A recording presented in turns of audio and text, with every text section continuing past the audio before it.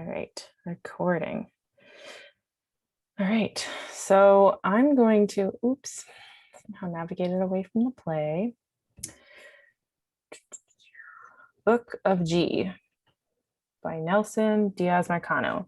A short what up from the divine. Okay, I'll start in with the stage directions. Okay, sounds good. What inspired me to write this play was just the question of how I would envision a world where the Green New Deal would exist. I couldn't see it. As a person obsessed with sci-fi and magic, the Green New Deal sounds too much like a Deus Ex Machina device, a too good to be true solution to tie up loose ends. The only way I could make sense of the last 4 years and the Green New Deal was to see it as a narrative series made to entertain those that do not have to live it. And most importantly, what happens when your values and your art have to coexist. A woman comes in, dressed as anybody, at a time no one knows, yet feels familiar, current and past. The woman seems tired as she waters plants. The same thing. The woman seems tired as she waters plants. She looks at the sky before taking a peek down. She sighs as if the ground she looks at was the sky instead. Suddenly, a book is thrown past her and it falls on the hole. The woman sees the book, then looks back. She's not surprised to see who it is.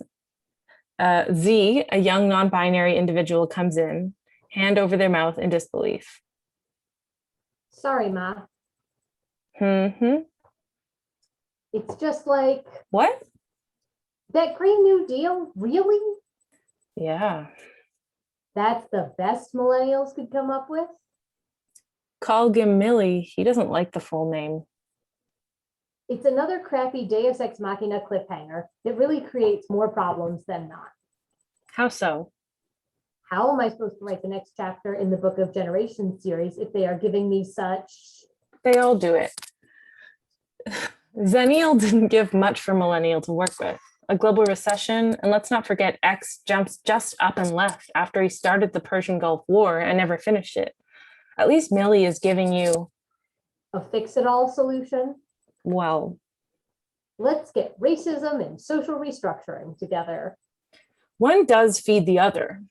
Oh, great. Let's also bring up the fact that the planet is dying and tackle all that eco-babble here, like the planet dying hasn't been the biggest threat since sibling greatest generation wrote the World War II chapter.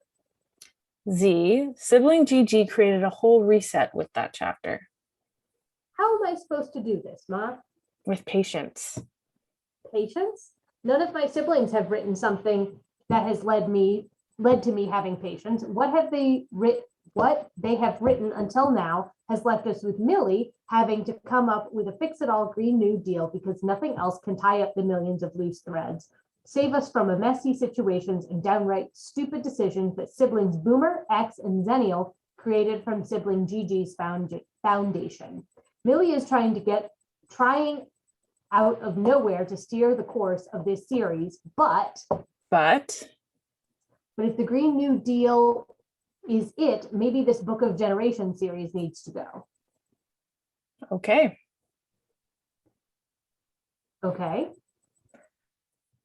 If you don't think you can make something good out of it, maybe this series needs to end. Time, your father has been saying for years that this series is a cruel exercise anyways. Yet we keep writing it. The gods love it, the more drama it has. Is not sustainable. Yet each one of them give us more of their humans each year because they can't get enough. What if I just try something boring? Boring? What if humanity gets it together and starts working towards betterment? That's an idea. One I heard many times. Many times? Oh yeah. You know how everyone hates Boomer? They started with dreams of creating the best set of humans too. Oh, please. They're the ones that created the main issue now. But it started the same way. Everyone praises GG, but forget GG ended his chapter with the beginning of the Cold War and the rise of communism. Boomer also was mad at GG and dreamed of a better world. But the thing is, Boomer never asked the greatest G why. They just got mad. Boomer had started the same way, mad at sibling Great D for leaving him with the rise of the Third Reich as his big cliffhanger, yet it led to World War II. Without the endless wars that GG left Boomer, the culture cultural revolution wouldn't have happened. The civil rights movement, Yet here we are. yes, a step closer to that better world. How? We are killing it. Maybe so, but that chapter is for you to write. Great. I'm left with the modern rise of white supremacy and a Green New Deal as a band-aid. Or is it a plot device, a starter? The Book of Generations is a long series, My Offspring, many cycles, many recycled plots, many stories left unfinished or unexplored. Maybe the answers lie in looking at those, in history. Z looks defiantly, but can't keep it for long. They then look longingly to where they threw the book. I guess you can say, at least the planet is being talked about more. Yes, all of them have focused so much on the social aspects, they've neglected the earth. How? By giving them the least of development. Now we can't ignore it no more. No, not that. How do I make sure I don't fall for the same trap when I grow older? Mother tries to look for an answer, but shrugs at the end. So the Green New Deal? Unravel it. Right. You are still young. The answers may not be obvious yet. Fine. I'll go and try to figure this whole thing out. That's my kid. But You always have your buts. if Father Time thinks this is such a cruel exercise, why keep it going? Because I tell him so. It's our responsibility after creating all these characters to guide them to a great conclusion where they need to be. And where's that? I don't know. You tell me. Z takes a second, and like a petulant child, they throw his arms in the air. Fine, but if I see Millie, Send them my love. oh, I will. That and some more. They stomp out. Mother laughs. Another one ends and another begins. What says you, Time? Do we make it better this time? We'll see. There's Alpha just in time. I'm coming. She laughs, leaves the watering can as she starts making sound to the baby. The plants start to shine. I like that one. As much as I like some of the very poetic ones, it's kind of nice to have something with characters and a bit of a plot. Yeah, a bit of like drama. Mm-hmm. Yeah, I think it was hard for me to wrap my head around the phrasing or the dialect in a way, but it was kind of sweet relationship, like just a generational like exchange of like different perspectives. Mm-hmm. Mm-hmm. Hi, Lawin. Hey. We just read Book of G. Me just. Okay, got that.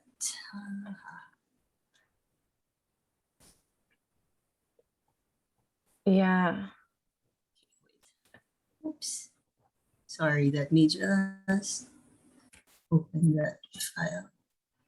It is funny, like just the framing of thinking of all the generations as characters in a story that we're writing, and the Green New Deal as like a plot device.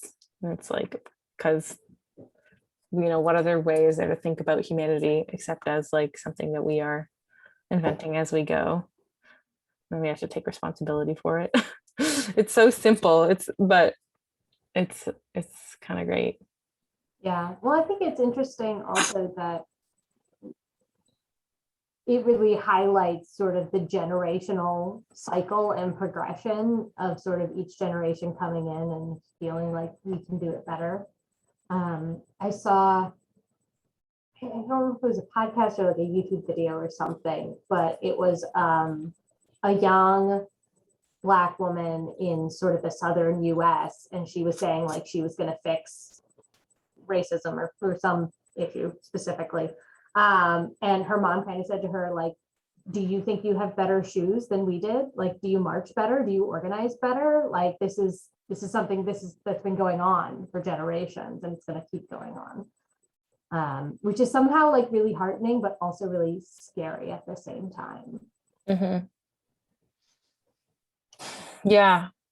Yeah, it is scary. I love the metaphor that she used though. Like, do you think you have better shoes than we did? Like, Yeah. you're literally standing in our shoes. Like we were there. Yep. Yeah. Yep. That's so interesting. I Isn't mean, that good? It's really stuck with me. I also like, just my gut reaction to that is like, well, maybe like our generations are standing in different shoes. Like we're in a time of like unparalleled access to communication. Like I don't know if that means that, like I don't know if that is actually going to be like a crutch or like a weapon or whatever it will be, but I don't know. I have no choice but to be optimistic about how we can use what we have Right. and how like we are living in a different time. Yeah. Is there somewhere that says what the prompt for the Arctic cycle plays this year were? The prompt was envisioning a Green New Deal, envisioning Okay. a global Green New Deal. That was like Okay. the prompt. I thought it was, simply. yeah, I thought it was something like that. I just couldn't remember the wording. Thank you. Mhm. And it's not on the website, or at least not where I can find it. I'm sort of curious to hear from both of you, because I'm the token American of the group, where the New Deal of the 1930s was like sort of part of my heritage directly. And then the Green New Deal is something that's being discussed primarily in a US context. What is it? Does it look like where you are? I mean, the concept of a Green New Deal is very much the American legislation that was like made really famous because of the celebrity of AOC. Like that's how I understand it. And like I understand a few bullet points around it, but like I don't really necessarily know a Canadian like equivalent. So I feel like when I think of the Green New Deal, I think about American context as well. What about you, Lowen? Yeah, same thing. No specific like how do you say it? Direct looking Parallel? for it. Yeah, for the Green New Deal, but I guess in terms of like the effects of it, our country, or at least like the Southeast Asian countries, feel like the most effects if like there's something changing with like the environment, with a lot of storms, and then we get like most of the earthquakes. I mean, those are like the common things for us. It's just that it's escalated like 10 times. Like a simple rainstorm for like 2 hours would already be equivalent to like knee deep flood, like right away, like right outside your school. And that's just like an everyday thing. It's like normal. Um, but in terms of, I was just like thinking about this because I attended the OISTAT session, the last one. They were talking about like sustainability and building cheap or recycling sets. I was thinking before that maybe we didn't have something like that. Maybe it wasn't in an organized way. Um, or maybe we didn't have labels for it, but it's how we've been like functioning. So I've experienced using sets that I used maybe when I was like an intern, and now that I'm working, you still see the same sets. It's just that like refurbished like a dozen times. So yeah, it's the dynamic, I guess. Like it's extremes. Yeah, that sounds like you're describing like a huge cultural divide between like the types of theater making that's being described at like a conference like OISTAT and like your lived reality. Just like, I mean, I feel like I understand the perspective the folks writing the Theater Green Book are coming from, because they're coming from a place of tons of funding, of tons of productions, and of tons of waste generation. Like that is their normal, and that's not everyone's normal. It's like it's huge to like recognize that like the waste and like the energy waste and the material waste is not being equally created everywhere in the world, and the effects of climate change are not being felt equally, like just as you said. Was that the OISTAT one yesterday? That was yesterday morning, was it? man, I think is, yeah, one day ago, and it seems like a lot longer ago. But in a way, it's like the things that the Theater Green Book is advocating for. I mean, there's a lot of very specific things, but a lot of it's sort of common sense about like wastefulness, and it kind of reflects like North American, or like, I guess, yeah, Western European like standard of consumption. And like, yeah, I think that's like the context that I come from. I mean, I also come from indie theater where like reuse is also completely standard. Right. But like at large institutions, somehow maybe it's not. Yeah, I don't know. And so, Lawin, in Philippines, is there any like climate change legislation or like any laws that are meant to like address like pollution or like the effects of climate change? I think there are. It's just that it's not equally implemented, and I guess it depends on. So just to give you like a background, we have like 7,000 islands, and like hundreds of different regions. So it depends on where you are, and the government of that like locality, if it's something that's really being followed or implemented. But yeah, it's there. That's why I mentioned before, at least in our industry, there's no like specific guide or organization that would give like specific protocols or something like that.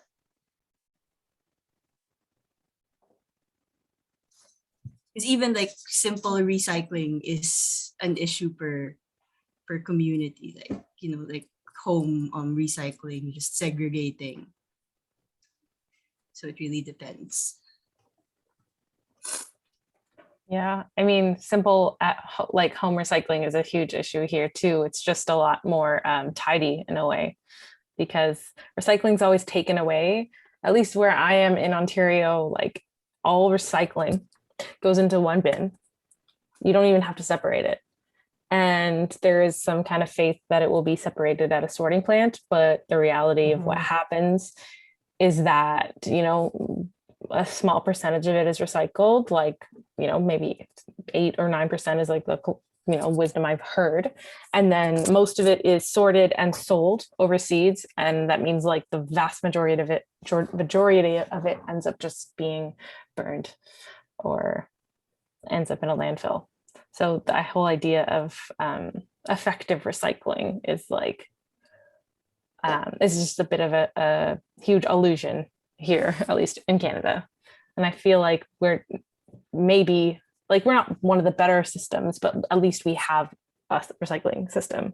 Whereas sometimes when I travel to the States, it's not even an option. I'm also very jealous of your composting infrastructure in Toronto, with the curbside compost pickup. Yeah, we have compost pickup, which is, it seems convoluted because like there's such easy ways to do it like yourself, except that it hasn't been a standard practice for like anyone living in urban or rural center for many decades. But yeah, it's great that they pick it up, and they pick it up weekly. And we pay separately to have our compost picked up. Wow. So, but I have found a curbside service, just it's a private service. That's so interesting. Yeah. That feels like, I mean, it's something I take for granted for sure, but I know a lot of people who don't even use it, even though it is a free service. It's a public service, because they don't want to be bothered with the inconvenience of separating things, or they don't want flies or smells or whatever, which kind of is like you don't want to like look down on people, but you also really do want to like make the systems that we have work. And it's like they don't work if we don't do it. Yeah. But it's also interesting because it's not like a slow composting like supernatural process that they do. It's like a high heat sort of processing. So like you can throw everything in the compost, like, lemon rinds or like citrus, which I think you're not supposed to include in like a backyard compost because it won't break down in the same way and like turn into soil. And you can also include things that are like certified biodegradable that would not break down in a backyard compost or would not break down in a bin with worms, but they would under high heats, like biodegradable plastics and stuff like that. So there's a lot of benefits to it.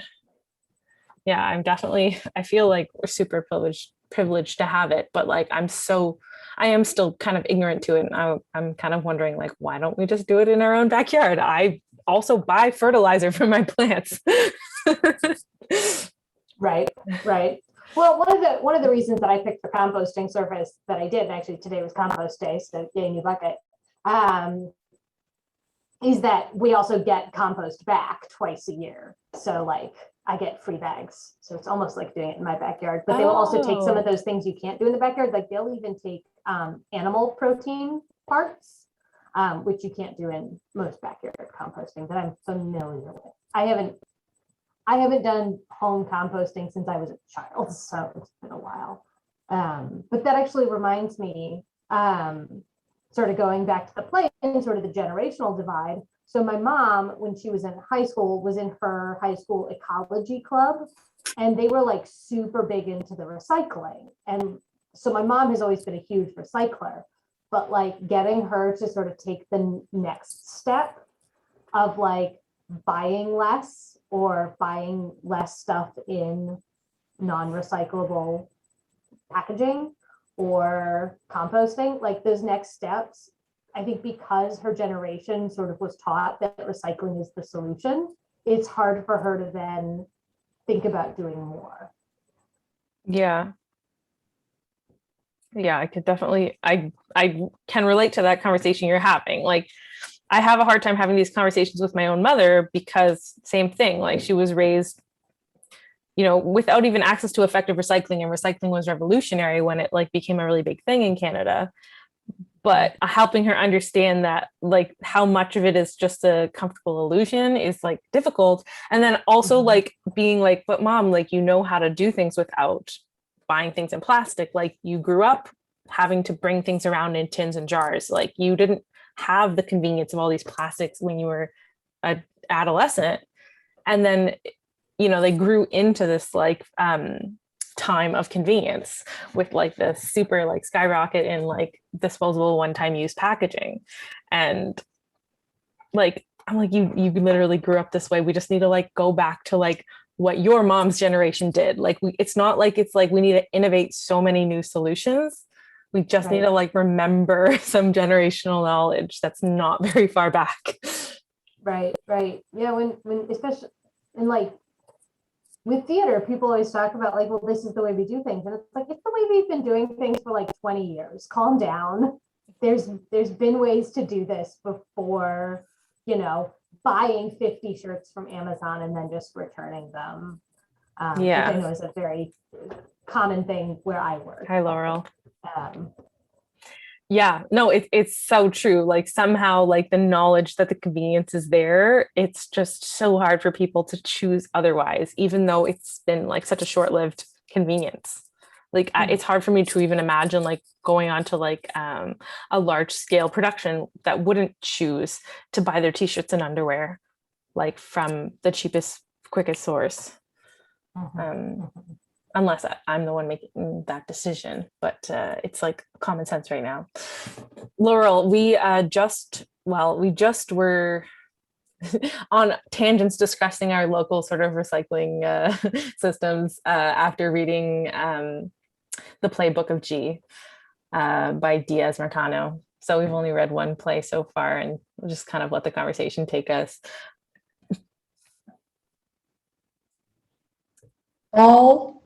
All very logical places, and sounds like a lot of the things we have been wrestling with here over the last really year, coming out of a really intense isolated bubble residency process that involved buying somehow huge amounts of stuff. Yeah.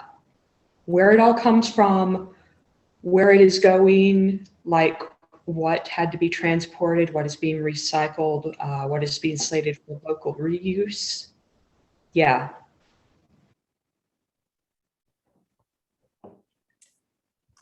Laurel, you have to forgive me because I can't remember where you are based. Am I right in assuming you're based in Canada, in Toronto area? That's about the only place I'm not based, but I actually kind of understand how you got there. Atlanta is home. I have been in the Bay Area for basically a year. We pulled the company together and went into, like last summer, fall, and went into quarantined bubble work because the kind of work we do required proximity. We've been building an aerial evening length work. And as both performer and designer, I had to be on site for basically everything. I will probably be largely based out of New York for a lot of the next year. And between working with Ian and Sydney, and I've got some other commissions in Ottawa actually this year. Wow. So I don't know if I answered anything. Sort of. I'm like, you know what? I just immediately, like, when you joined, I'm like, oh, where's Laurel from? I like searched you in my email before I brought this up, and Why the Last Man came up, which is a TV show that I worked on. And I was like, Laurel wasn't on that show. No, I don't know why your name came up in this results. So I was like, oh, are you from Toronto? Did we work on the same? Is it okay? I haven't even watched it yet. I've been intending to watch it. And so Why the Last Man, interestingly, was one of the first IATSE productions in Canada to employ the like green production manual. So they did put a lot of conscious effort into reducing like a negative ecological footprint. That said, the amount of packages I opened from Amazon was astronomical. They put in some effort in a way where you could feel that it was different. Like, they provided everyone with real metal utensils. So like in theory, no one ever has to use disposable utensils or stuff like that. And like, we didn't do disposable masks. They gave everyone fabric masks, and small things that add up, I guess, on a large scale. But then there was also these, like, I swear every day, like dozens of Amazon packages that I would open, and then I would end up returning them. And it's just, I know that like the changes that were made, like I have a hard time seeing how on the grand scheme of things, like they outweighed like that amount of ordering. Like this must have been an unprecedented amount of Amazon ordering because of the times we're living in, because in-person shopping was almost not even possible for a lot of the production window. So it was crazy. And like they did pay for like non-standard recycling service to like properly sort all the different types of waste and plastics. And we did have like, we were expected to like separate the paper off the plastic wrapping and, properly sort the recycling. But as we were just discussing, recycling is not super effective. I think with a lot of those like green guides, they don't want to touch the design areas. Like they're fine to say like bring a water bottle, like all these things that are more lifestyle things. But when it comes to actually touching what the production looks like, I feel like those guides get so skittish. Yeah, they do, because like they don't. It's like almost they teach you how to be sneakily sustainable, or like make it a personal responsibility as opposed to like an actual collective responsibility, or like a responsibility of the creative leadership. Like if it was the mantle taken up by the showrunners and the leads, like maybe the schedules wouldn't be so tight, so that we didn't have to order off of Amazon. Right. It's, I don't know, They maybe teach you how to feel better yeah. about the impact, not drastically. Yeah. It's actually, it is a shame because like, I can't like knock the effort in general, but because I know that it does add up. But yeah, it's like there's like some really important pieces, people missing from the conversations, where you can't really just like have one sustainability consultant that shows us how to recycle better. You got to have like some kind of holistic understanding of this effort. So Mhm. yeah, and like, our designer wasn't necessarily thinking like about creating a sustainable design. We had someone come in to like teach us more about recycling. We all got reusable water bottles, but nowhere were we allowed to take the time to make more sustainable choices. So that was kind of, and I don't think sustainability was necessarily part of the design discussions, as far as I know. Right. I mean, we tried to implement solutions behind the scenes as much as we could. So this was a show that I worked on for a couple months. Alex Lord was in the wardrobe department for about 8 months. And one of the efforts she put in was trying to maintain the wardrobe stock as organized of a way as possible, so that we weren't rebuying. Because when you work on a large TV production, the amount of shopping that happens is staggering, and the amount of returns that happens is insane. And a lot of the times, black hoodies are bought over and over and over again, or basic t-shirts or whatever. It's a contemporary show. So like, just a job that Alex took on and that like I supported her with was just making sure that the stock was immaculate, so that the designers would actually shop there instead of going to the store. So like, it was kind of like one of the things that keeps getting brought up is just like improving the structure of like maintaining a stock so that it's accessible and not just like, there's a pile of stuff that no one, like, you can't sort through because you don't know what's there. So that was like, not wholly surreptitious, but like, it was definitely like an effort that was like also personally motivated and wasn't necessarily like expected of Alex or myself. Anywho, should we read more plays and maybe keep talking? I'm sure that these conversations will continue in roundabout ways as they do. Let's open up How to Hold Water, A Spell for Adaptive Living by Erika Dickerson-Despenza.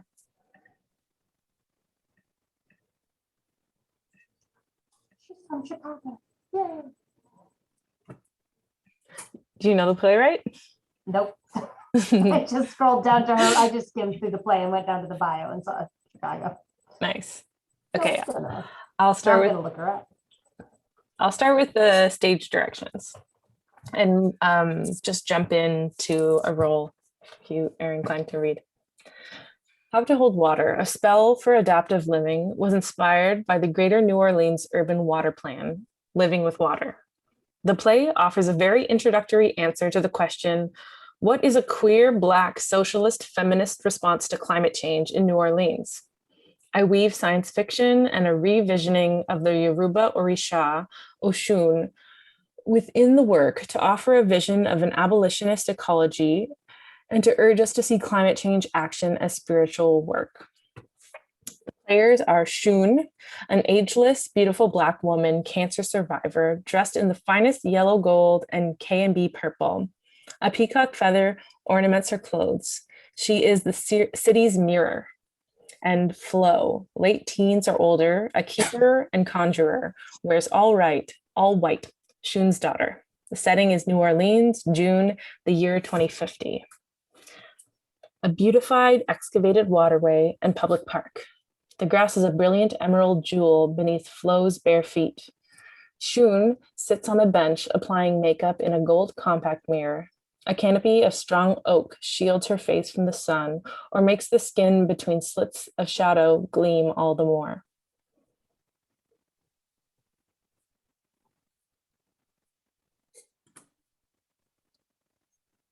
I can You a story.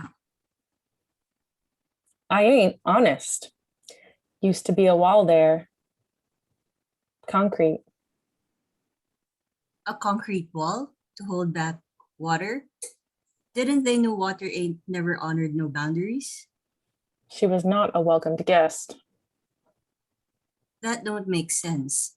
The city is a sunbelt island. Water will be here long after we gone. We the guests. Every time they erected one of them flood walls, the concrete started cracking and my cancer come back. What the flood walls got to do with your cancer? Your guess about as good as mine. Doctors down at Charity said it was some kind of rare alkali aggregate reaction. They hadn't seen nothing like it before, called it concrete cancer. Made the skin all across my body a veiny breach, split open, but I never bled, just had water pouring right out of my cracks. Naturally, I was dehydrated all the time. Couldn't bear a noonday sun in those days. Shun basks in the sunlight and stretches her mouth into a wide grin. So the walls come down and bam, you was healed just like that? Well, the flood walls ain't just come down themselves. After we abolished the military and established the community nonviolent defense force, the people vowed to stop making an enemy out of water, built rain gardens, bulldozed the flood walls, made these water gardens and pretty little waterways. The more people made room for the water, the more they saw her beauty, the more my skin stopped buckling under itself, started to scab, heal. Flo starts dancing. She is a woman making room for something greater than herself, but very much like herself, feminine, divine, fluid. What are you doing? Choreographing the spell A spell? for the future, so they will know what to do in some other place when somebody's body is grieving the water. That's what it sounded like was happening to you.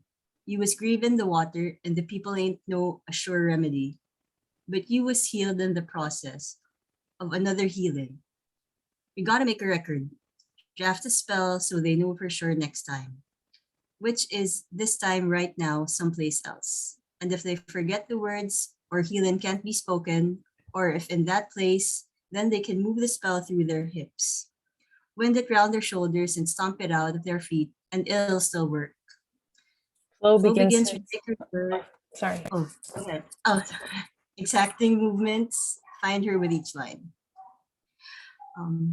How to hold water, a spell for adaptive living. When the ground puckers beneath your feet, thank the earth for its warning. Wipe drain pipe pump from your memory. Eat a bitter leaf to thwart its return. Place a spoonful of raw honey under your tongue. Chant, detain, infiltrate, filter. 5 times. Offer a peacock feather to sweet water. Cup your hands round her mouth and see her. Quickly escape your grasp. This is how to hold water. Don't let the water hold you. Shun has disappeared. The waterways glisten, and Shun's peacock feather and mirror are left at the mouth of the water. Flo dances and chants. You are welcome. You are welcome. You are welcome here, ocean. We make room. We make room. We make room. And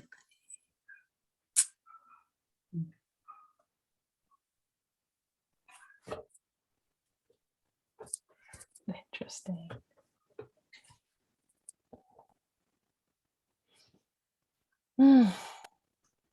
Yeah, in the bio, it also says that she's developing a 10-play Katrina cycle, focused on the effects of Hurricane Katrina and its state-sanctioned man-made disaster rippling in and beyond New Orleans, which I think sounds fascinating. Yeah, that does sound amazing. I mean, it's a very beautiful piece, and it's the setting of this like quite I don't know, different future is like pretty bleak, but also the play is so hopeful in a way. I was gonna say hopeful. Yeah. I think it's also really interesting that as more climate disasters have been happening and people have been tying them to the climate, there's been this resurgence of looking back at Katrina and the crisis and crises that happened there. I think it's just really interesting. Mm-hmm.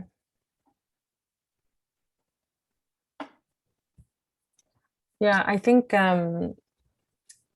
like something so simple about this play that really speaks to me is that, you know, that it's offering like a just like a spiritual framework to think about the climate crisis. And like I keep seeing people like just reconnecting with, you know, different like spirits or deities that represent the natural world, because like there is this like impending, not even impending, but like there's just like this massive power of the climate that like humans kind of futilely fight against. And yeah, I think there's something really beautiful about this. I don't, the spell, which to me is just like, oh, it's like a, I would understand it kind of like a prayer. Mm-hmm. I love the description in the stage direction at the beginning of the beautiful excavated waterway and public park. I feel like I can't think of a better place to do it than like in a really lush, beautiful public park. Somewhere that they could like actually go into the water. Mm-hmm. Yeah, somewhere where nature is not being like reined in or held back. Mm-hmm. Yeah, I think that's so hopeful, like just them talking about the like reconfigured landscape and the like just like the simple description that like people stopped trying to rein in the water. Right. Mhm.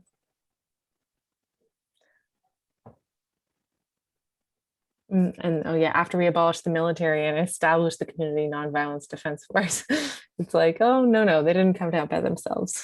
There was a huge political movement, and then we got to these beautiful gardens and waterways. And I love this because it offers like such a positive vision for like why like climate activism and justice is needed, because Kendra Fanconi, who runs The Only Animal, she said this quote once, and this is like third, maybe fourth hand. She was talking about how one of the roles of artists in the climate movement is to imagine the beach, like imagine like the climate positive future that will result from like, you know, a lot of action and activism legislation, but like there needs to be like an inspiring end goal that we can like get people invested in, so that this doesn't just seem like so that if defending the status quo is not people's like, it's not something people are going to want to cling to. We give them like an actual vision for the future. Right. The utopia of sorts. Yeah. I think part of the thing that strikes me here is the spell is traditional. The spell is not the author's creation, other than the insertion of the words, of course. So I'm actually really curious what her process might have been here, if it was really beginning with that spell, which is a thing that exists, and building the rest of it around.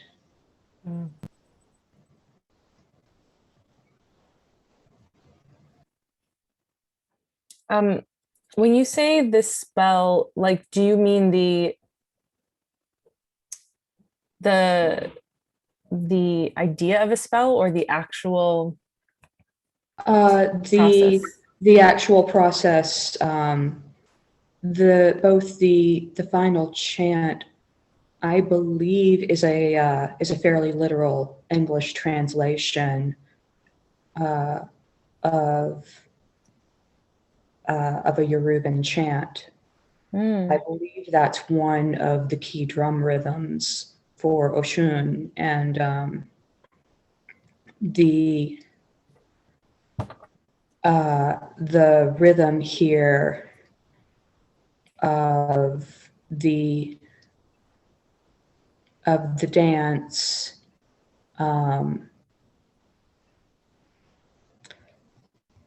the offering thanks, selecting something that you're banishing, the bitter leaf, substitution with the honey, and the offering is a traditional dance for Oshun.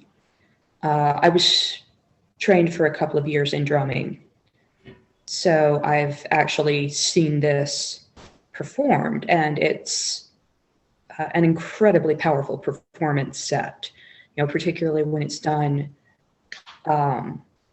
by a set of dancers. So yeah, it almost, having that piece of knowledge, it makes me really wonder, because this is clearly something the author's incredibly familiar with. You know, if she is not herself a devotee of Oshun, I would say that she's certainly within that system. So yeah, it makes me really wonder if this is a coming from there and kind of imagining this this setting for it, and this kind of as a maybe even as a teaching parable for it. Absolutely. Yeah, when you're describing sort of the drumming side of things, because I hadn't considered that before, it really makes me want to see more community than just these two characters, like really see sort of the child and the mother represented, because I think it says that Flo is her daughter, right? Yes, okay. But like also have a group of people, so the chanting can be magnified and the drumming can really be a part of that, and the rhythm of the dialogue can be emphasized.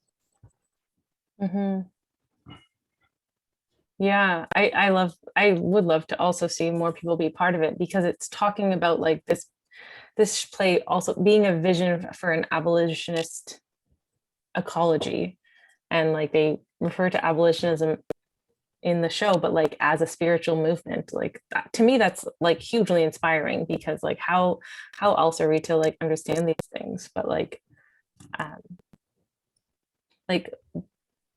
besides intellectually, like how can they like touch your bones? Well, it says it's in a park. It does not say there are no other people in the park, only that these speaking parts. So Sure, yeah. what could well be? Mm-hmm. I just have this. Oh, sorry. Sorry. Go on, please. I just have this like visual of like the excavated waterways, and they had this term like concrete cancer. I'm not sure if you're familiar with those giant concrete pipes that it's actually maybe twice the height of like an average person.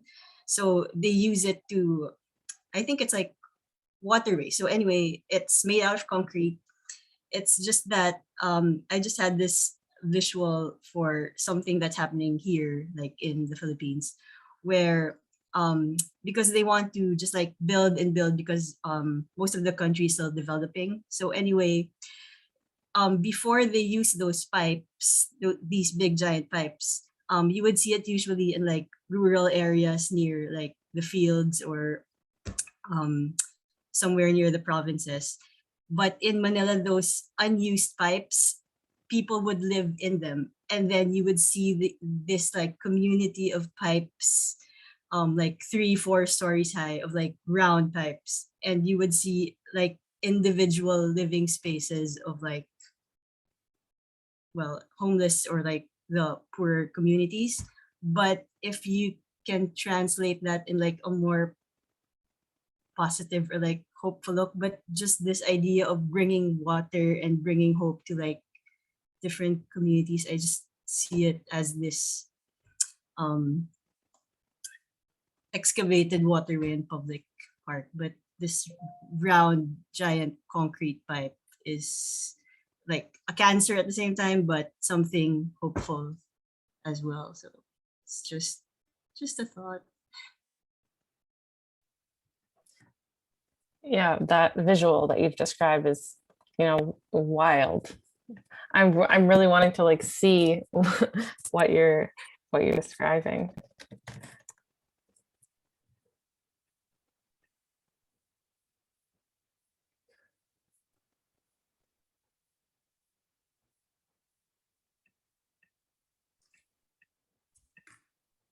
Mhm.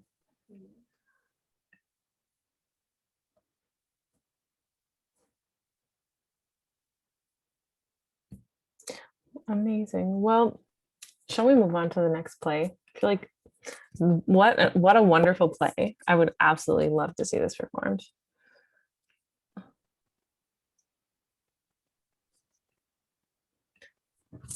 Let us move on to how is everyone feeling energy wise? Do we need like a bio break? It's been an hour. We have another hour. Break. I'm gonna grab a snack. Yeah, let's take 5. Sip your beverage.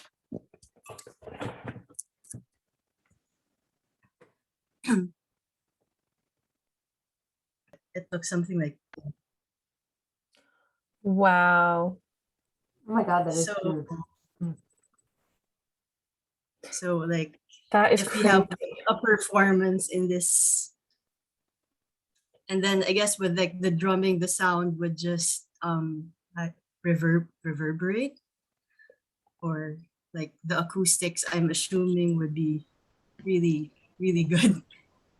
But It depends. I mean, I would not put a djembe in there because you wind up with people getting deafened. We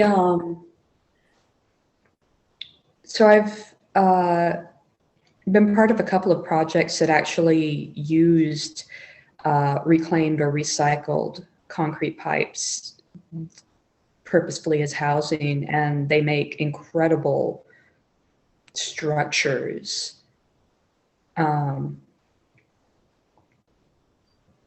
It would make a fascinating set if there was something, appropriately placed outdoors.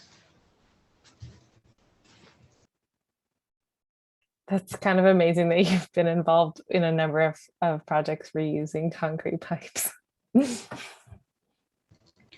Look, you hang out with, I started hanging with the permaculturists when I was like 17. It gets interesting real fast. Awesome. The sound that I'm imagining is the drummers in like the subway stations. Like that's got to be sort of what it's like. DC has a lot of tunnels that connect from one area to another, and there's usually musicians in there. Yeah, usually, I mean, it depends on how the concrete has aged. You know how older concrete starts to wear and get a rougher surface and it dissipates the sound more. Newer or less aged concrete is much bouncier, so it's more akin to that kind of really hot subway sound. I love the detail in the concrete aging. That's fascinating.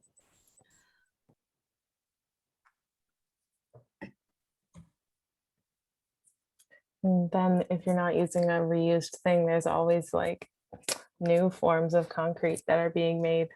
I think I just watched like a 60-second doc on like hempcrete, which is just like hemp fiber turned into building bricks. I'm like, this is great. Why has this not been used more? Is the same reason that most places won't allow you to use cob as a building material, which is basically just straw concrete.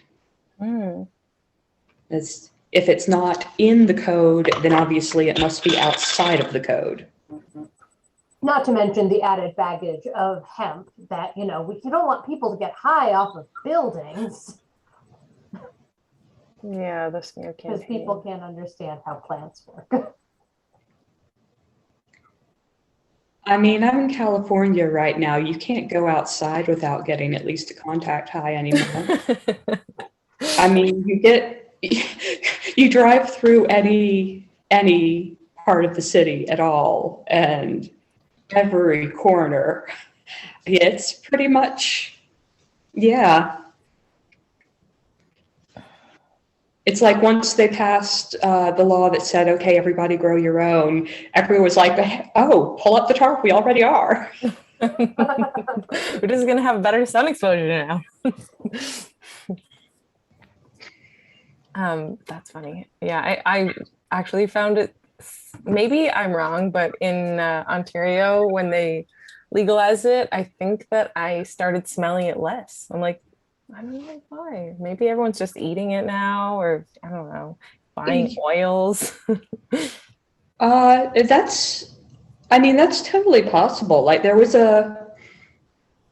was actually way more of a thing here, like right after legalization. There was like a year when there were just thick choking clouds of smoke, and I actually don't do well with smoke of any kind. I'm super sensitive to air quality. Naturally. So I was wearing a N95 back then, and it did eventually, like as soon as the businesses spun up and made edibles widely available, I swear the amount of smoke went down.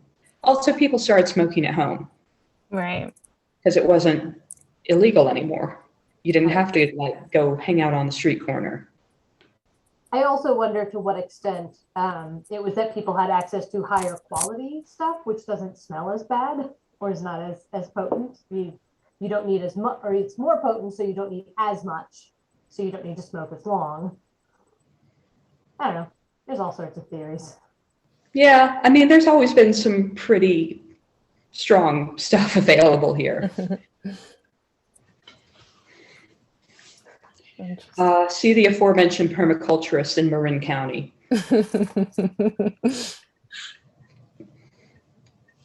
Yeah, I think if anything, my usage of cannabis has gone way down since legalization. I hate to think that I'm just contrary, but I don't know. There's a dispensary like on every corner in Toronto now. Sometimes there's like 3 on one corner on like all different corners, and it's gone insane. Like there's way too many dispensaries. So I feel like they're all gonna half of them will go out of business, and then maybe we'll peter off into like a reasonable market at some point. But right now it's a bit crazy. Anyway, on that note, let's read another play. Let's read The Persistence of Possibility by Karen Elias.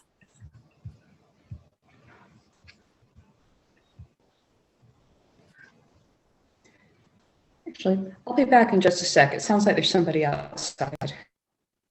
All righty. I'll start in with the stage directions, and I'll read the narrator. This play has 3 sources. Tackle the narrator? You've been doing a lot. Okay, yes, someone else do it. I'll do it. Thanks. Okay. This play has 3 sources of inspiration: the near destruction of Paradise, California by fire in 2018, the Sumerian myth of Inna's descent into the underworld, which gave me the characters of Earth Mother and her flies, and the bravery and passion of today's young climate activists. The characters are the narrator, Erich Kegel, Queen of the Underworld, and flies, young actors. Can be male or female, any race or ethnicity, who are dressed as flies with large eyes and wings, as though costumes for a play, which is funny because they are costumes for a play. Setting: the heart of the earth. Time: the present.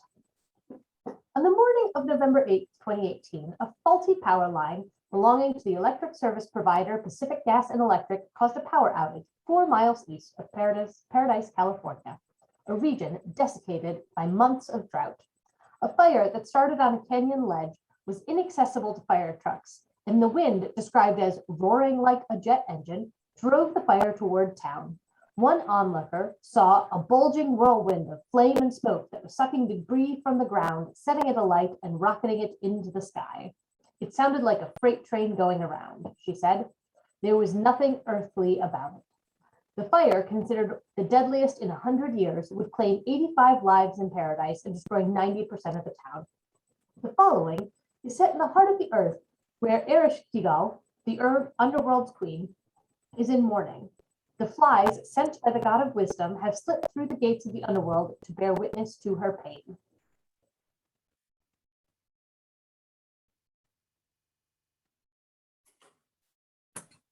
Oh, my children. Oh, your children. Oh, my careless children. Oh, your careless children. Gradually, the sound of wildfires grows louder in the next section, followed by the noise of helicopters overhead. I was excited. I was going to be in a play, but by first period, the smoke was so bad we had to come in from the playground. It looked like the sun was setting even though the day had just begun. Miss Patterson called our parents to come pick us up, but ours didn't answer. They couldn't be reached. She gave us snacks and, oh, go ahead, Lauren. Go ahead. She gave us snacks and played Simon Says with us. Then someone came in to say the buses were waiting and we had to hurry. Outside the school, there was smoke and darkness and wind. It looked like midnight. When we went around the corner, we saw there were no buses. They had already left. Oh, my blustering winds, my ragged breath. Oh, your blustering winds, your ragged breath. Miss Patterson flagged down someone she knew, a lady named Penny. She had a big car. She had a big car. We piled in. The road was packed with cars. Everyone was on the road. We could hardly move.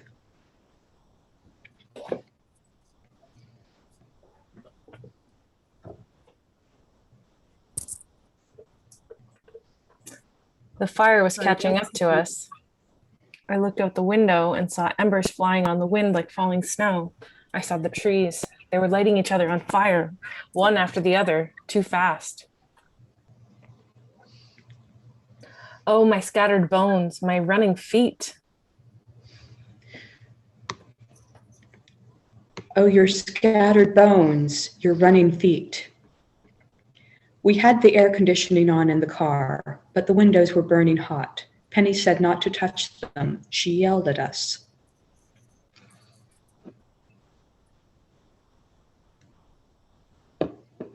In front of us, cars were empty and on fire. We couldn't move. Penny pounded on the steering wheel. She shouted, "Go, go, goddammit, go." Oh, my raging fires, my blistering flesh. Oh, your raging fires, your blistering flesh.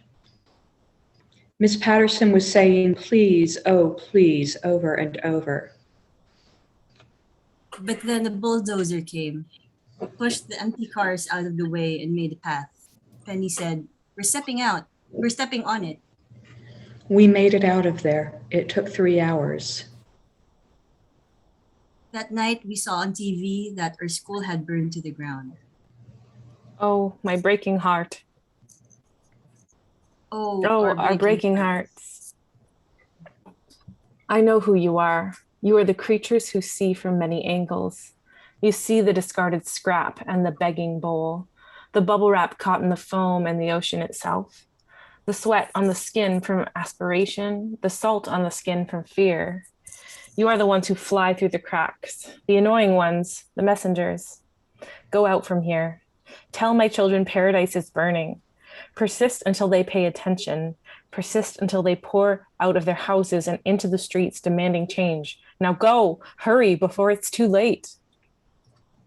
In December 2018, as images of the California fires blazed on congressional TVs, 200 youth activists from the Sunrise Movement poured into Nancy Pelosi's office like flies to demand that the Democratic Party support the Green New Deal. Young activists in the US and elsewhere thereby moved the issue of climate change to the top of our national agenda. 3 months later, in February 2019, an historic Green New Deal resolution was introduced that defines the term of governmental climate action and made such action a real possibility. It's a beginning. Go, hurry, it's not too late. Program note, the interaction between Irish Kigal and the flies was inspired by the Sumerian myth of Inanna's descent to the underworld. See Inanna, Queen of Heaven and Earth, her stories and hymns from Sumer by Diane Walkstein and Samuel Noah Kramer. The discussion of the sunrise protest is taken from Varshini Prakash's article, We Are Sunrise, From All We Can Save, Truth, Courage, and Solutions for the Climate Crisis, edited by Ayanna Elizabeth Johnson and Catherine K. Wilkinson. Karen Elias is a writer. Oh. Karen Elias is a writer/activist living in rural Pennsylvania whose plays make use of the intersections between myth, ideology, and history to raise awareness about the climate crisis. She produced a climate change theater action event, Act Like Our Lives Depend on It, in cooperation with her local Millbrook Playhouse in 2019. I was just going to say, I'm reading that book right now, and it is very good. It's a series of essays, and I highly recommend it. That All We Can Save? Mm-hmm. Cool. I've been reading it for a while. The library keeps reclaiming it from my e-reader, and so then I have to wait weeks and weeks until I can check it out again. But it's okay because it's all in essay format. So as long as I'm at the end of an essay, I can just pick up where I left off and it doesn't matter.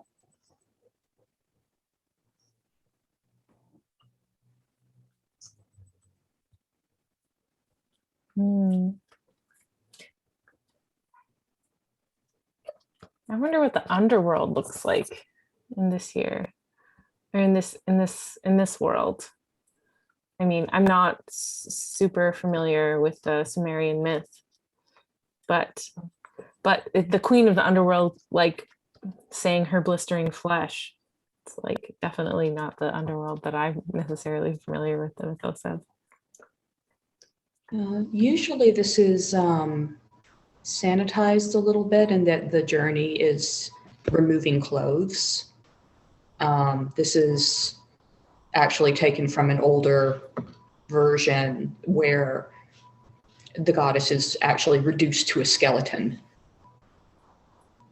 Yeah, that would be actually fascinating to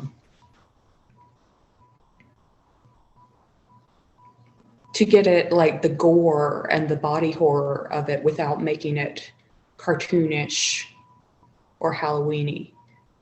Mm.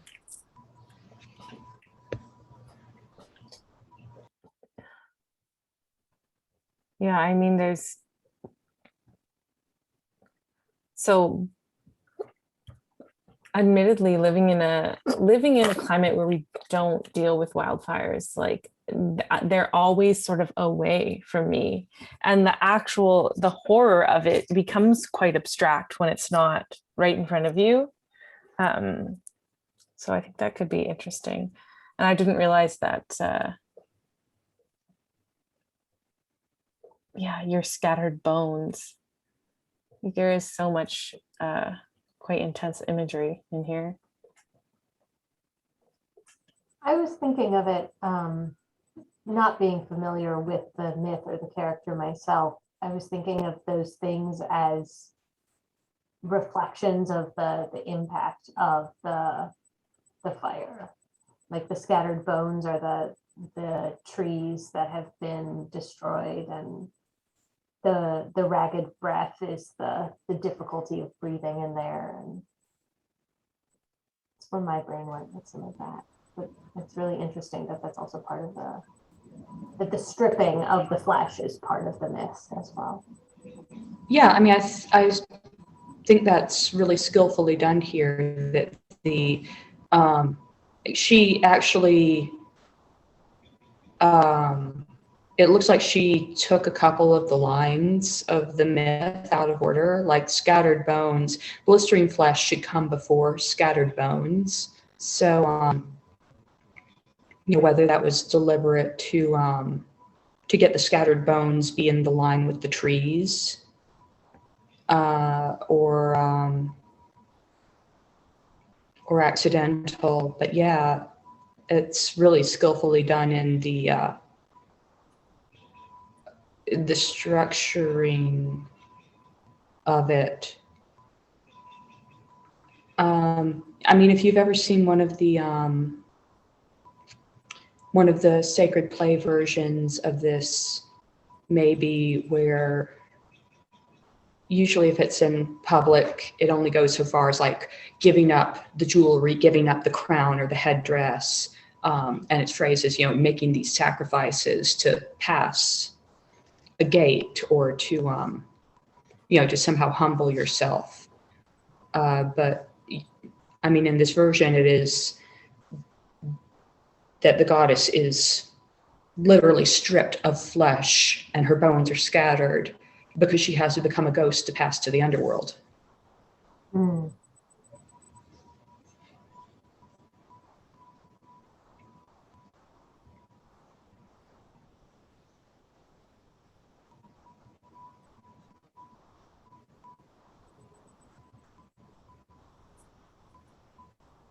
Yeah, I think this play like quite beautifully like marries this like very intense like horror imagery with also like the children in fly costumes. Like it's such a kind of disarming image of like these, what does she call them? Like the Like the annoying ones. I love that she calls them the ones who fly through the cracks, the annoying ones, the messengers. I'm like, like that's such a great descriptor, because then it's all about how 20 people actually got some pretty intense legislation, like a huge platform, which, well, in theory, 20 annoying activists demanded change, and it was a step. It wasn't a revolution, but it was a step. Mm-hmm. Setting the heart of the earth.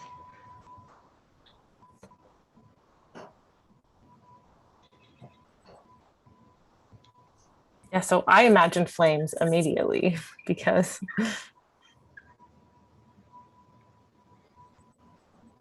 Yeah.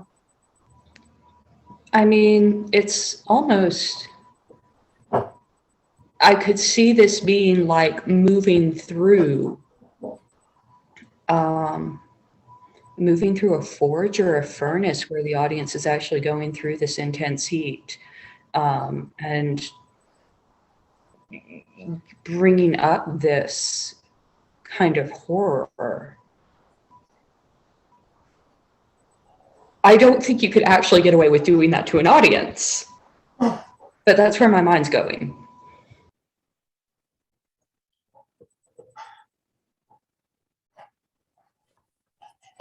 but you might be able to do it in somewhere with a wood oven or like a glass, you know, what's it called, kiln or something. Like some, I feel like that like something molten hot is quite powerful, and it radiates, like not like that you're shoving the audience in an oven, but like having the heat be near could be interesting. A glass studio is an interesting idea. Yeah, a production glass studio, if you had like 4 or 8 glory holes and you could bring them in between the furnaces. Mm-hmm. It would only be for a few minutes. It's not a long play. I feel like you're asking them to sit there for 2 hours. Yeah. I'm not a big fan of having the audience sign medical waivers. That's fair. That's fair. Yeah. It's definitely not prioritizing accessibility. Sure. But have you ever been to like like a place where you can just watch someone blowing glass? Like they exist, where you can walk in and you can Yeah, see from someone a doing safe it. distance, So, but you can also still feel a little bit of that heat yeah, at and different moments. you certainly see it and experience sort of this sense of, I don't want to say danger because I've never felt like in danger, but like is a very hot thing right there, and you are very aware of it the whole time. Mm-hmm. Yeah, and like it does feel dangerous to me, someone who's never done like glass blowing at all, but like that people are working like with this intense element and then also with glass, which is incredibly breakable, and it breaks and it shatters if you move like in the wrong direction by a centimeter. So like that there is some potential, some dramatic potential in that. Finding myself wondering about the costumes just because that's what I do. And I mean, for the flies, I definitely want it to be like school play, upcycled, like the eyes are egg cartons that have been painted black and are like glued to a headband. Um, I'm, I'm trying to unpack like how literal I envision the queen of the underworld, you know, prior to the gore that we've discussed, and also like wondering who is the narrator. Like at first it was like a news report type thing. Like this is just the 10 o'clock news and talking about the context here. But if it's taking place in the underworld, then is she someone in the underworld? Is she a fly herself? Is she a different god?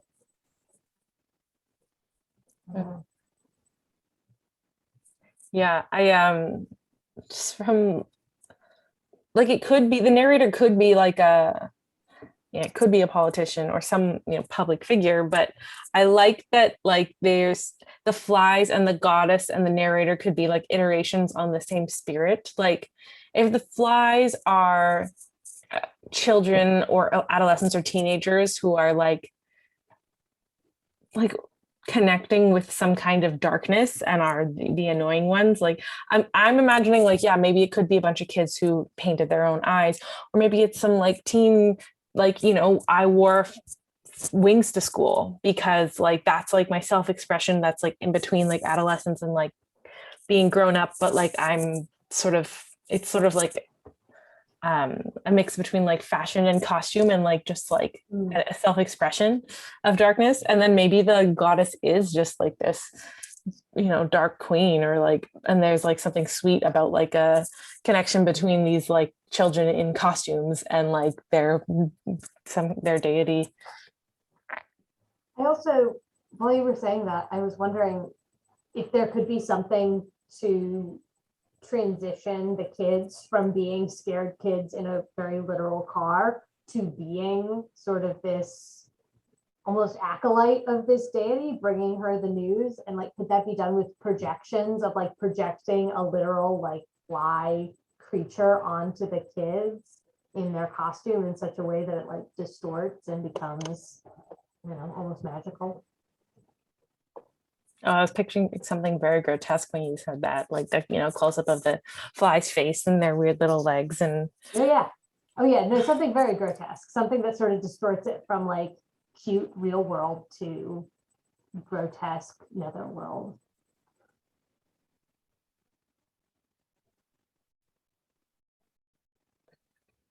Yeah, I mean, like the idea that I think that projections is interesting because I mean, it makes sense when they say that we watched on TV that our school burned to the ground, like something about like projections or seeing something on the screen and like hearing news, and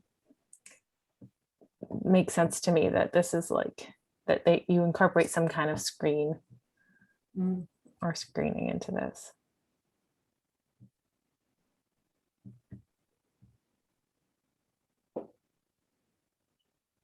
All right. It's 8:30. Should we attempt to read and discuss one more play? I think so. All right, let's give it a go. Let's try Us in the Past by Nathan Ellis.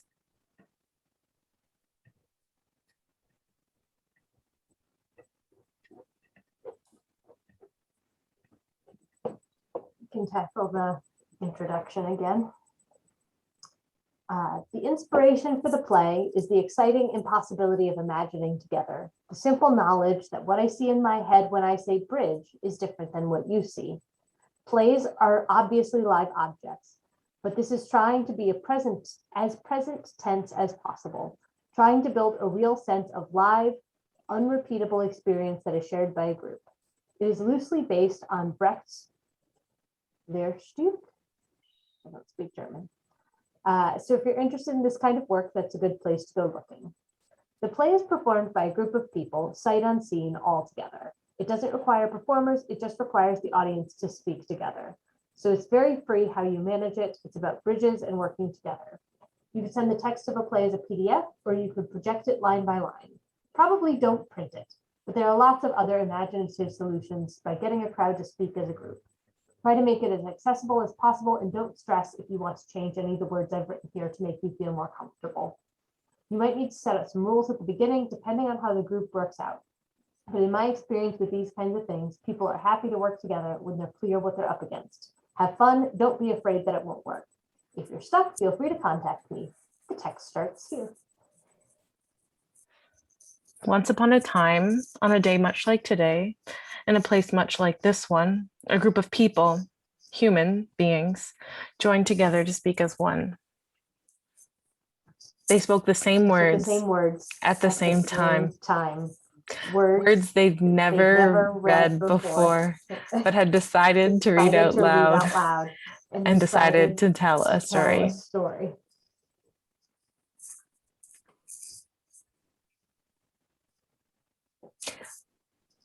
I don't like this. I'd rather we spoke separately. Why? Well, it's always frustrating talking as a group, and some people aren't talking at all. I don't see why we can't just read in our heads.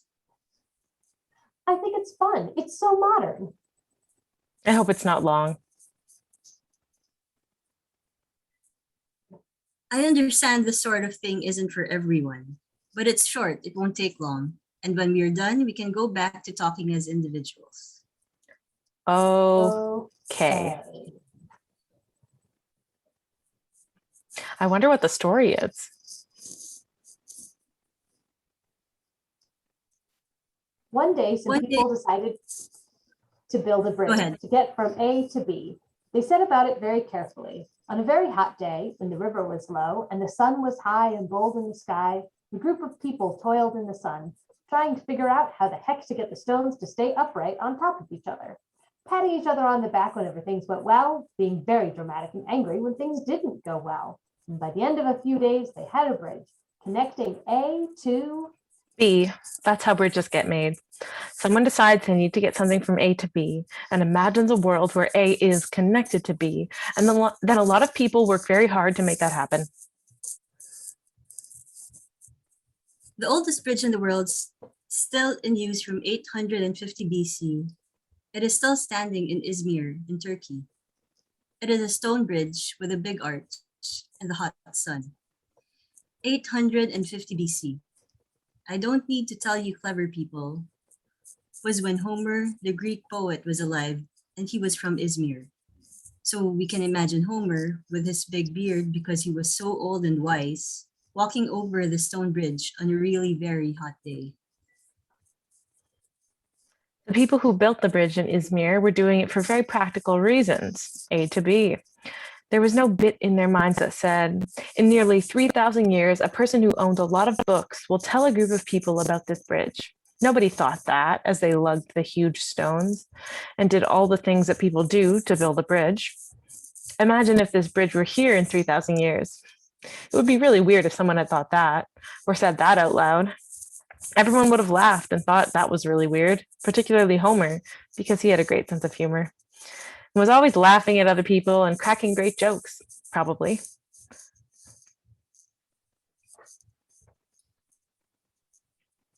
The people who built the bridge in Izmir 2,850 years ago weren't trying to solve a crisis. They were trying to make things better, easier to get from A to B. I crossed the bridge in Izmir once on a sunny day. I don't mean I crossed it in 850 BC. I am not that old. I crossed the bridge a few years ago on holiday. It was fine. The fridge magnet I got was not very nice. A bridge is an imaginative object. We can all imagine bridges in our minds, and these bridges might never have existed, but their ability to be imagined is transformative. And what we know from the bridge at Izmir is that bridges last a very long time. There are all sorts of boring, practical desires. I need a haircut on the other side of that river. I need to see my partner on the other side of that river. Perhaps the world is completely different on the other side of that river. And And those those kinds of boring, go ahead. And those kinds of boring, practical desires to build bridges can lead us forwards. Imagine if it is 2,870 years in the future and a group of people meet as a group and agree they need a new bridge. And they will look at all the bridges, the practical decisions we have taken right now, us in the past, them in the future. Imagine what they might say. Once upon a Once upon time, a time, on a day much very like much like today, in a in a place place much like this one, this one, a group of people, human beings, joined together to speak as one, to speak the same words at the same time, words they never read before, but had decided to read out loud. We come at the end of a line of 100 billion people, 10,000 generations of human beings, and all their collective work. And at the end of that line is us. And it is up to us to whether decide whether there will be a bridge or not. All we have to do is imagine. Everyone imagines the same bridge 3,000 years in the future. They can see the hot sun on the bridge and the beautiful way the people of the future will marvel at it. They will be impressed by our foresight and our ability to work together. And the people in the future will think about us in the past and want to show they are impressed, so they will clap. Everyone applauds.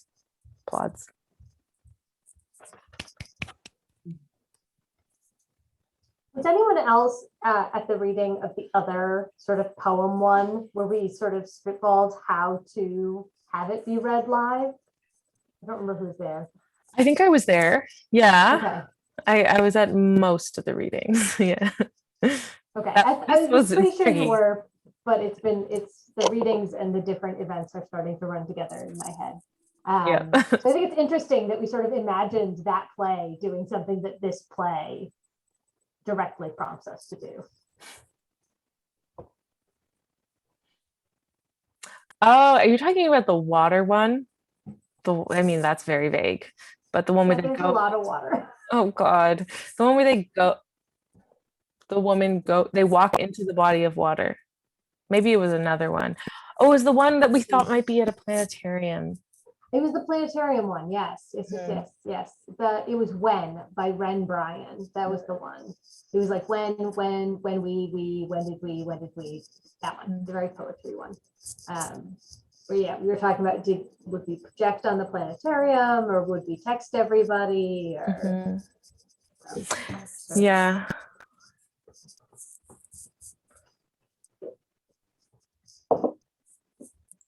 It is hard to speak at the same time as someone, especially over Zoom. It's hard to do in person. It's really, really hard over Zoom. Yep, it is. It would be easier if it was like one of those old sing-alongs, like the sing-along videos with the bouncing ball. Yep. Yeah. Or maybe this is another spot that we need to bring the drums back in. Because like if there was a rhythm or a tempo to follow, it would be easier to speak together. Speaking together is one of those things that it gets paradoxically easier the more people there are. 2 people speaking together is really hard. That's valid. 200 people speaking together is a congregation. That is a strange phenomenon that you're describing. Well, and speaking of congregation, like one of the things I was thinking about imagining, like all these people speaking together, is being at church. And gosh, everyone always sounds bored. You know, when you're reading all in unison, I feel like everyone is just like, and then we praise the Lord. Like nobody sounds like they're praising. So Everyone sounds like their eyes are half closed. Yeah. Mm-hmm. Yeah. Everyone's just waiting for coffee after church. So I wonder how to like make it not a drone. I don't have thoughts. Yeah. The hope.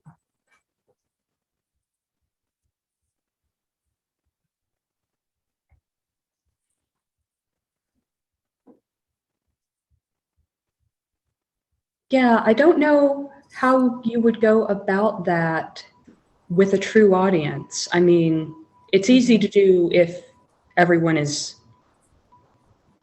in agreement. If it's either all a cast or everyone is somehow prepped and really bought into it. But I don't know how you would accomplish that with an audience that was expecting to be an audience. Mm-hmm. Yeah. Yeah. I think you would need some leaders to like bring some kind of rhythm to it or musicality. Because I think people can jump into a tone that's set for them. But when it's just when you're going in blind, it is hard to set a tone as a collective. You know, it would be an interesting sort of place to try something like this would be on like a retreat, or I'm thinking of like summer camp, because you sort of have that collective buy-in and that community of, you know, what we do here stays here, and we're going to do silly and obnoxious things, and like everyone just has that little bit more freedom in those environments. Yeah, the like spunk that you need. Like if there is that freedom and energy, and like spunk is the word that came to mind when I was thinking about camp, because like offering any of these things like with like passion is definitely a hard, it's challenging ask of like a dry audience. Mm-hmm. Either that, or, you know, you have to have people who are old enough and confident enough in themselves to not worry about not looking cool, because being publicly passionate or excited is still just not considered to be cool. Mm-hmm. Mm-hmm. Like, you got to get to be at least 35 before it's like, okay, I am doing my thing and I don't care. Yeah. I do think that the playwright is smart in like putting a naysayer right at the beginning. I think that's a very disarming tool. Because it's a bit of a call out in like a cheeky way of like audiences who are trying to not look stupid, you know, or like any person asked to participate or asked to be seen in public. Like it's such an easy attitude to slide into. Mm-hmm. I really liked this as just like a meditation on like simple, like imagining the people in the future thinking about us, and imagining the people in the past whose bridge we can still walk on.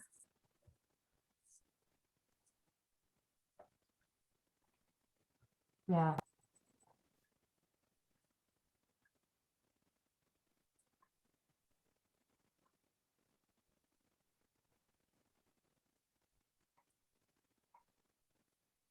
This would actually make a cool VR experience.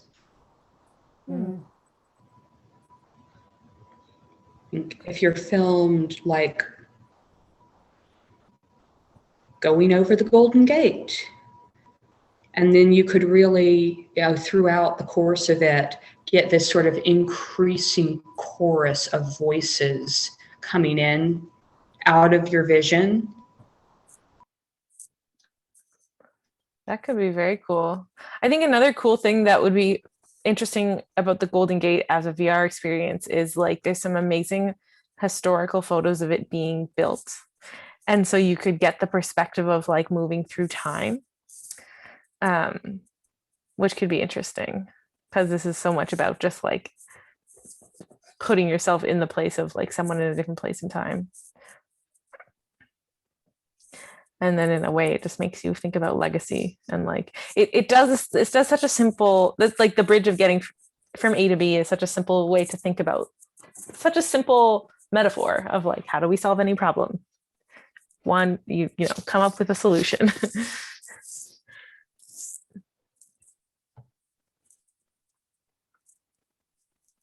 But then there's also these little profound things like my lover's on the other side of the bridge and I'm just like, oh, that's more important than getting a haircut.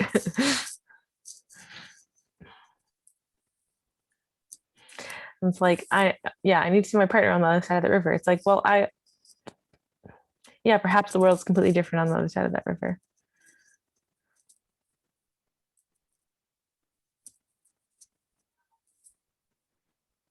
And yeah, it could be interesting to do something where you could see generations, like the example of the Golden Gate Bridge, and like seeing, you know, whoever's perspective we're getting, like seeing their grandchild standing on that bridge, not just like Homer 3,000 years ago, but like someone who looks the same, just like an ancestor, like.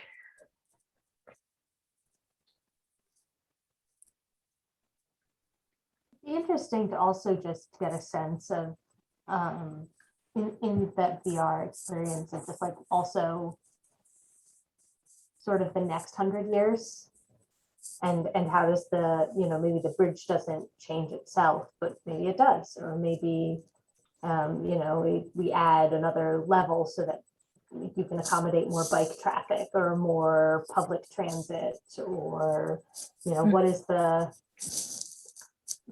the imagined future for the bridge, as well as the literal past of it. Mm-hmm. That could be really cool to like visualize like 3,000 years in the future. Mm-hmm. Yeah, I'm really taken by the line of like, they will look at the bridges, the practical decisions we have taken right now, us in the past and them in the future.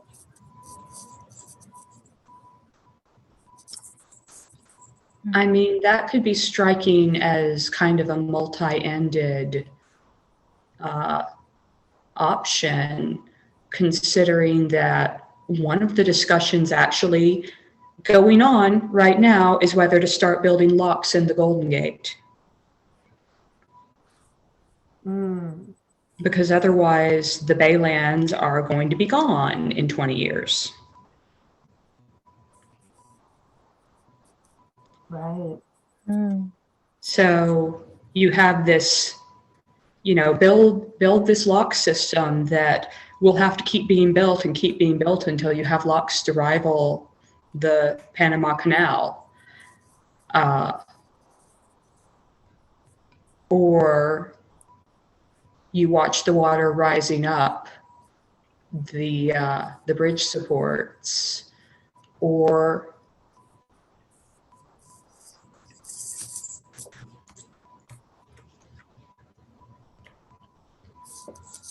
Yeah, I hadn't considered that. Well, and I think that's really interesting as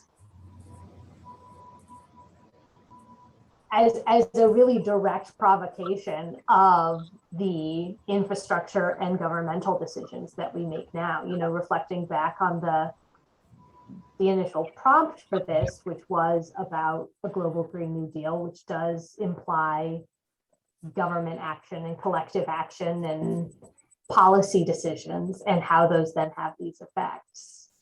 And that a group of people coming together to build a bridge maybe 3,000 years ago was literally just a group of people who were like, we're going to build a bridge here, and then they started doing it. And now you have, like, you know, policies and elections and permits and, you know, a million steps. It's not just coming together to build a bridge. so much more now. Mhm.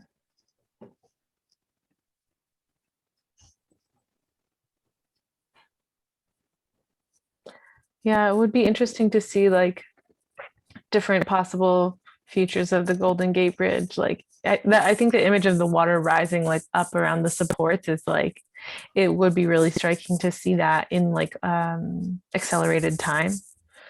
And then like an imagined future where, you know, the bridge, it's still a bridge in some way, but maybe it's been underwater, or maybe there's another bridge on top of the bridge.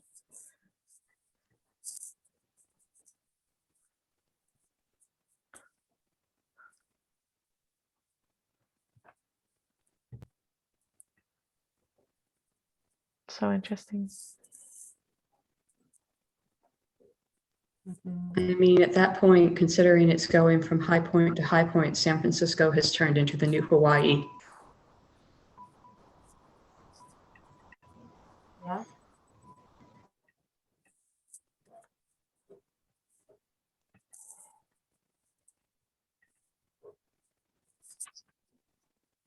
Mm.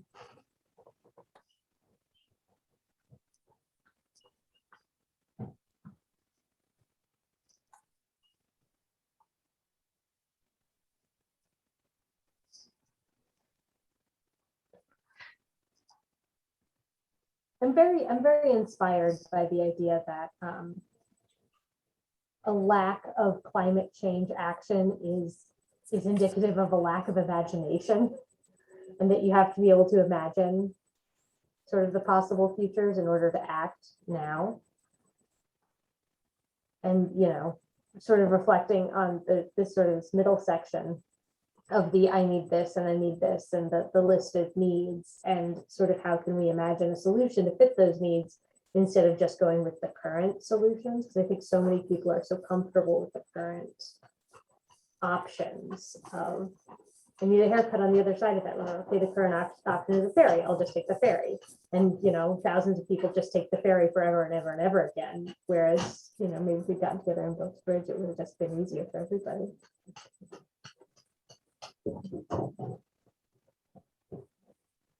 Mm-hmm. Yeah, the words are quite powerful. We'll come at the end of a line of 100 billion people, 10,000 generations of human beings, and all their collective work. And at the end of that line is us, and it's up to us whether there will be a bridge or not.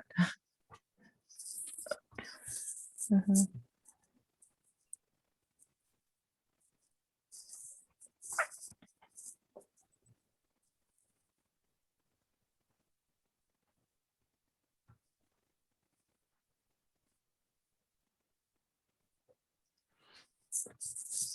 Mm-hmm. I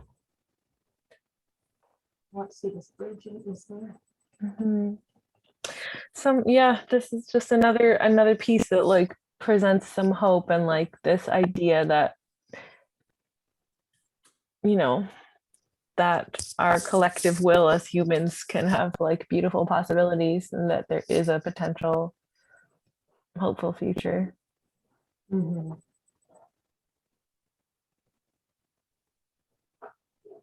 They will be impressed by our foresight and our ability to work together. I would absolutely love it if that was, you know, our future. That's funny. That's funny. Yeah, it's hard to take it in with like the mix of like existential dread that seems to permeate like all of these conversations, but I don't know, it's offered in such earnest, and I do think it's really, really beautiful. Mm-hmm. It is gorgeous. And at the same time, I was literally in a coffee shop this morning listening to a couple of tech bros talk about their plan for this neo-libertarian, oh, we're going to build ourselves an island. I mean, sadly, this is not a joke. There are dudes wandering around here actually seriously thinking they're going to do this. Right, that's their plan for when the rest of the world drowns. Oh, right. They think they're actually, they have this romanticized idea that because they are meritorious and have been successful because of their merit, that they Right. are going to be perfectly capable of surviving, um, you know, in a society of their equals. Never mind that no one on the damn island is going to have any idea how to grow food. What's the island going to be made out of? That's what I want to know. Are we going to be living on the Great Pacific Garbage Patch, or? Oh, there's someone who actually proposed that. It was someone who was running around with Musk like 6 months ago. I think these particular dudes were proposing like chaining a couple of boats together.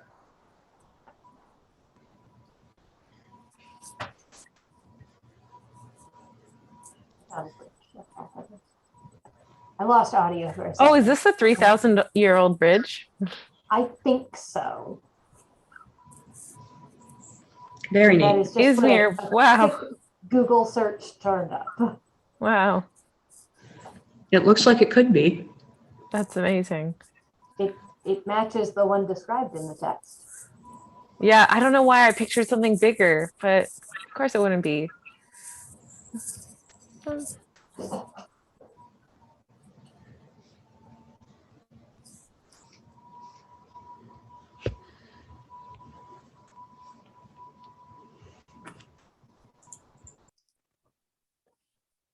Well, Not on really a that, lot to dig into from a design seed standpoint here. yeah, I feel like Little there's bit. like quite a few design seeds like discussed, and yeah, I think like as sort of beautiful and hopeful as everything that we've read, like are very like our present realities and our mixed emotions on all of these will inform whatever we come up with. So like yeah, I'm definitely grateful for these plays, but I am interested to see how our design work will, you know, marry the utopian vision with our also dystopian visions. And our somewhat dystopian present. Getting there. All right. Well, it's 9 o'clock. So thank you guys all so much for being here and for reading and for sharing your ideas and thoughts. And hope that you can make it to the next one. Okay, I'm going to stop recording.